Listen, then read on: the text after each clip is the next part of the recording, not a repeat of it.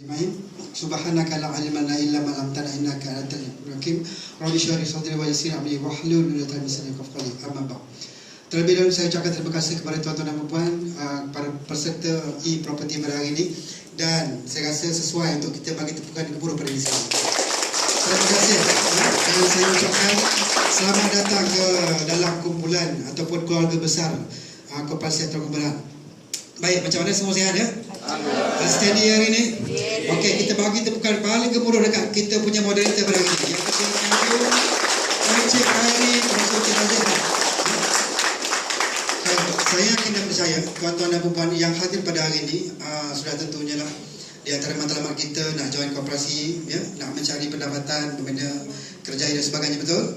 Setuju tak? Setuju. Pokok dia tadi kalau cerita panjang lebar ke macam-macam kona lah kita kona, ujungnya satu je, kita nak cari duit, betul?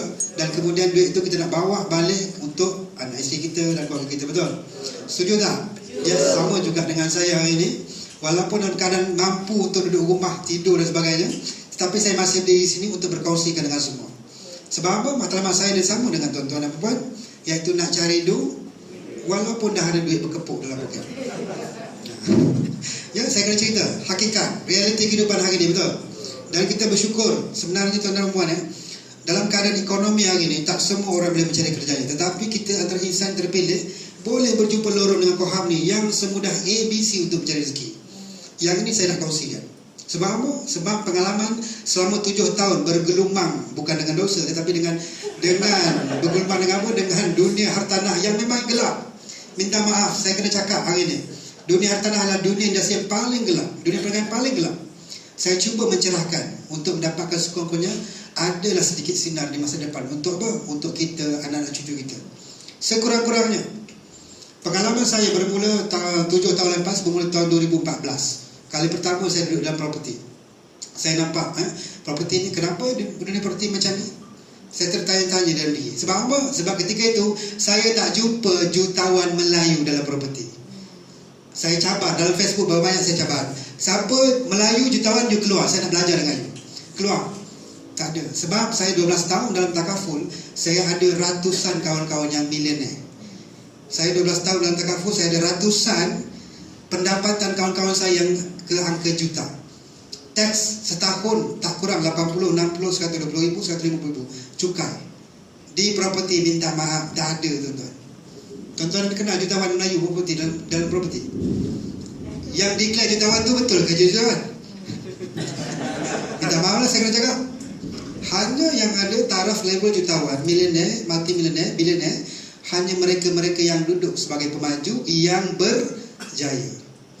Kalau setakat buat sekerak jalan, lepas tu projek terbengkalai, minta maaf. Ini bersepah dekat luar. Penghujungnya nak tahu relevan tak relevan, logik tak logik, cuba kita tengok industri hartanah 5 tahun sebelum, 10 tahun sebelum, 15 tahun sebelum ni. Setuju tak saya cakap 15 tahun lepas banyak projek terbengkalai? Setuju? Setuju. Terutama di Negeri Selangor, setuju? Setuju. Alhamdulillah dalam tempoh 7 tahun saya dah ambil hampir 10 projek terbengkalai sebagai seorang developer, dan 4 daripadanya consider sukses. Tepuklah sikit. Itu saya sebagai developer. Yang kedua, di antara 80 projek yang sedang dilakukan jualan oleh Koperasi Terengganu Barat, lebih kurang hampir separuh, 1/2 daripada adalah projek yang hampir gagal. Hampir gagal. Dan 1/8 daripadanya memang collapse. Saya ambil contoh Taman Salak Maju. Dulu projek terbengkalai di KPKT, kita ambil, kita bantu pemaju. Hari ini berdiri dengan gah, sukses. Yes, ini realiti. Sebab apa? Sebab bagi saya kesungguhan yang ada pada diri kita. Kesungguhan. Banyak orang duduk properti, dia nak kaya cepat. Siapa nak kaya cepat kat sini? Boleh angkat tangan tak? Tak salah kaya cepat, yang salah kaya lambat. Betul? Tak salah ada perniagaan, yang salah tak ada perniagaan langsung. Ya, tak salah nak cepat berjaya, yang salah langsung tak berjaya dalam hidup ni. Itu yang salah. Tapi insya-Allah tuan-tuan dan puan, platform Koperasi Terengganu Barat memang dibina khas untuk bangsa kita. Ini janji saya. Sebab apa? Saya, apa yang tuan-tuan duduk pada hari ini, kursinya di sini hari ini, tak semudah saya lalui 7 tahun lepas. Kali pertama top saya adalah di College Community Kelang. Itulah kali pertama 15 orang, 20 orang saya kumpulkan untuk talk saya dalam bidang properti. Dan hari ni tuan-tuan rasa macam dewan ni, wow, cantiknya lah, betul? Wow, sejuknya lah, orang kata selesa sangat lah. Kita ada satu lagi dekat sebelah, ya, dewan kita juga sama selesa, lebih kurang macam ni. Tak semudah itulah dengan bangunan 3 tingkat yang agak gagah lah, boleh kata dekat puncak alam ni. InsyaAllah lah ini yang paling cantik dan paling besar. Atau poster. Baik, hadirnya kita di sini hari ini memang secara asasnya tuan-tuan dan puan, memang saya mewujudkan kursus perancangan dan pendanaan e-property adalah untuk, bahasa lainnya dikatakan asas dunia hartanah dalam koperasi ini tuan-tuan kena lalui juga. Itu 2 hari, tak boleh tak lalui. Nampak tak? Sepanjang lebih kurang 6 jam talk tadi daripada beberapa moderator. Banyak lagi tak rasa macam nak tertanya-tanya? Banyak tak? Sangat banyak. Itu baru sikit, tak cukup main 2 hari ni. Dan saya nak kongsikan kenapa dia namanya kursus perancangan dan perdagangan properti. Sebab saya nak membuang tafsiran persepsi ejen-ejen hartanah yang dekat luar tu, yang tak berjaya tu. Minta maaf lah saya nak cakap, tuan-tuan, kalau tuan-tuan nak berjaya, tuan-tuan fokus di dekat Koham ni. Saya bagi jaminan, confirm berjaya. Confirm jutawan. Saya bagi jaminan. Tuan-tuan cari rent, ada rent jutawan. Siapa rent kat sini jutawan?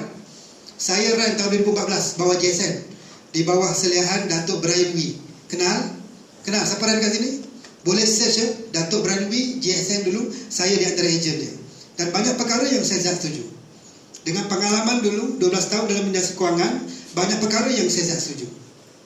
Jadi banyak persoalan yang tak terjawab. Jadi saya keluar, saya kata industri tak betul.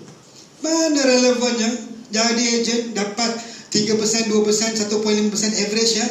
Kemudian kena dibat dengan REA dia, kita sebagai pemegang rantai rumah 300,000 dapat 3% 9,000, betul? Betul tak? 300,000 kali 3% apa? 9,000. Okey, untuk ejen kalau kita pemegang rantai berapa? Berapa? 60 kita ambil average 60-40 lah. 60 6 kali 9 5,004, betul? Kalau sebulan 10 unit baru 54,000, betul? Kali 10 bulan setahun, saya tolak bulan puasa dengan bulan raya, tolak cuti 2 bulan. 10 bulan baru 540,000. Itu pun kalau kita mampu jual 10 unit sebulan. Siapa sini boleh jual 10 unit sebulan? Dengan teknikalnya lagi, hari ni kita jual, confirm ke bulan depan lulus? Confirm ke? Belum. Itu yang hukum akal saya tak boleh terima, hukum matematik kalkulator tak boleh terima. Takkan jumpa figure million. Takkan jumpa. Saya kena cakap ni tuan, betul. Ni realiti tau. Saya cakap benda realiti. Tapi bila saya ubah koperasi, simple. Tuan-tuan ejen dapat komisen ikut pada suka saya. Saya rasa nak bagi 5,000, 5,000, 10,000, 10,000. Ikut saya suka lah. Betul tak? Okey, saya ambil contoh lah. Projek saya paling tinggi lah. Saya bagi projek saya 15,000. Tuan-tuan, ada ke orang luar kat sana nak kongsi dengan tuan-tuan 15,000 satu unit jual? Memang tak ada lah. Tapi realitinya kita ada 2 projek yang kita dah habis bayar pun dengan ejen. Itu realiti dia. 15,000 satu unit. Ambil lah level ejen 10,000 lah, ambil contoh 10,000 lah kita ambil. Tuan-tuan jual 10, 100,000, betul? Okey, tiba-tiba naik kepada ketua agensi. Kita katalah ketua agensi ni overriding dia 1,000 je, purata, senang kira. Kalau tuan-tuan rekrut 100 orang, overriding 1,000 jadi 100,000, betul? Kali 10 bulan jadi 1 juta dah. Logik tak? Matematik yang tadi, akalnya boleh kata logik tak? Ini yang logik. Yang kat luar tu tak logik, bohong aja. Yang saya kena cakap tu supaya kita tak terpedaya dengan sistem. Sistem tu tak memperdayakan kita. Hanya jadi persepsi ataupun mitos kosong. Ujungnya kita tunggu setahun, 2 tahun, 3 tahun. Minta maaf lah sebab saya berkawan dengan puluhan pemaju yang milioner-bilioner di belakang. Saya di atas, saya berkawan 90-80% adalah dengan Cina, bukan Melayu, sebab tak ada Melayu di atas. Tetapi bila saya bina platform ni, saya pastikan tak ada kerusi pun untuk bukan orang Melayu. Saya pastikan. Jadi kita hari ini datang kena faham dan jelas supaya kita tak tertanya-tanya. Saya juga bercakap di atas dengan tiket untuk membeli kepercayaan dan juga keyakinan kepada tuan-tuan dan puan. Kalau saya tak bercakap, mungkin benda ni akan tuan-tuan, minta maaf saya cakap ya, lepas ni turun tangga balik rumah, daripada 100% motivation yang ada, mungkin dah kurang, betul tak? Dah kurang, besok kita tahu mungkin tak jumpa lagi saya dah. Mungkin tak jumpa. Kita tak tahu akan datang kita jumpa ke tidak. Tak tahu. Tapi hari ini ada peluang untuk saya bercakap, saya akan bercakap. Jadi tuan-tuan dan puan ya, 2 hari ini memang penting.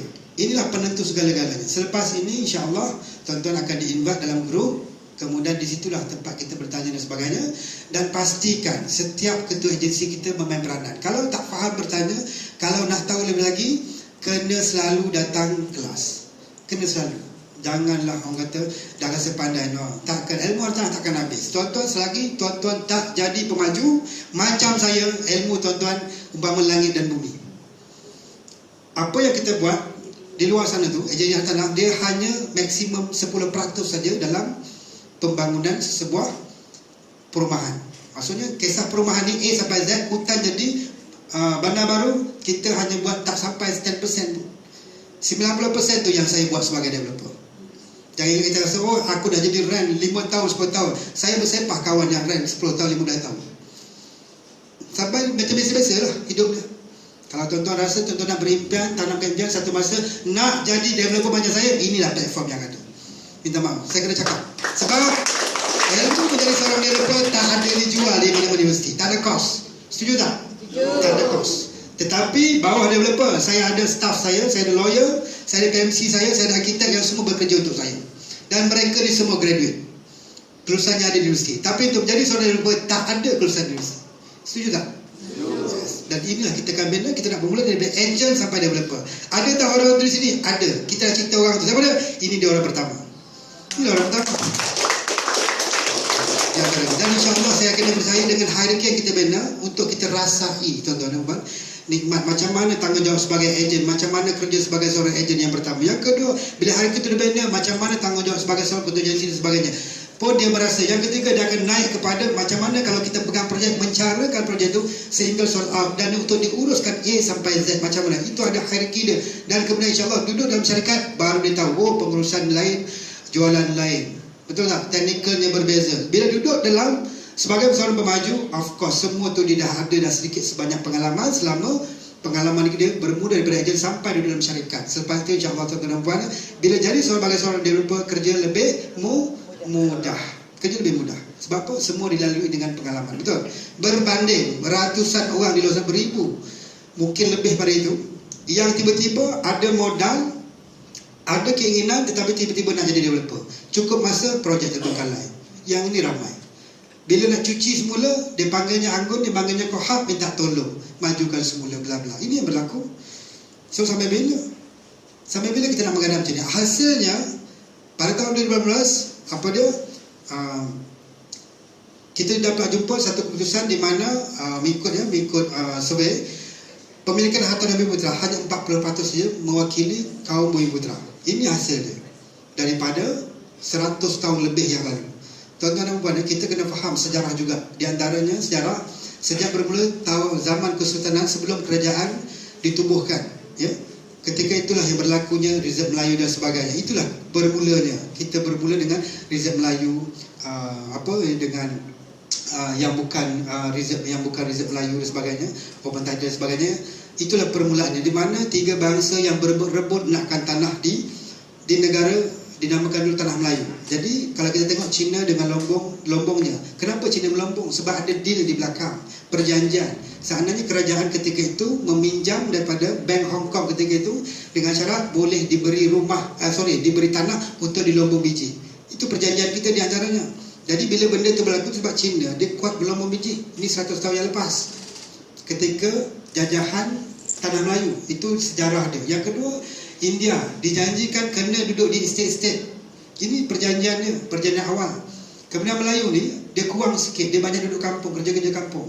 Tetapi tanah dalam keadaan masa makin lama makin tersisih, hilang-hilang. Jadi raja ketika itu dia memikirkan macam mana nak kontrol tanah Melayu supaya jangan lepas ke tanah orang. Itu diwujudkan Rizab Melayu.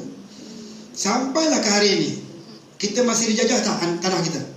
Masih dalam kategori. Sebab hari ini saya tak setuju secara peribadi lah, bukan secara umum ya. Ini contoh bukanlah hari merdeka atau hari merdeka bagi saya itu hanya hari kebangsaan. Sebab kita masih lagi bukan merdeka. Betul tak? Kalau tanah kita masih dijajah, merdeka macam mana? Betul tak? Kalau kita hidup pun dalam keadaan masa kontrol kita, nak merdeka macam mana?